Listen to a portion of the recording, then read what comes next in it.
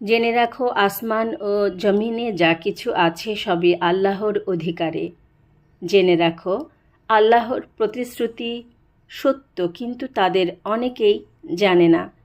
তিনি আল্লাহ, জীবন দান করেন এবং তিনি জীবন নিয়ে যান এবং তার দিকেই তোমাদের প্রত্যাবর্তন করতে হবে। হে মানুষ, নিশ্চয়ই তোমাদের কাছে তোমাদের প্রতিপালকের পক্ষ থেকে উপদেশ ও তোমাদের অন্তরে যে কুফরি ব্যাধি আছে তার চিকিৎসা এসেছে, আর তা মুমিনদের জন্য পথপ্রদর্শক ও অনুগ্রহ।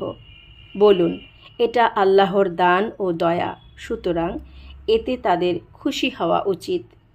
তারা যা জমা করছে তার চেয়ে এটা অধিক উত্তম। সূরা ইউনূস আয়াত ৫৫-৫৬।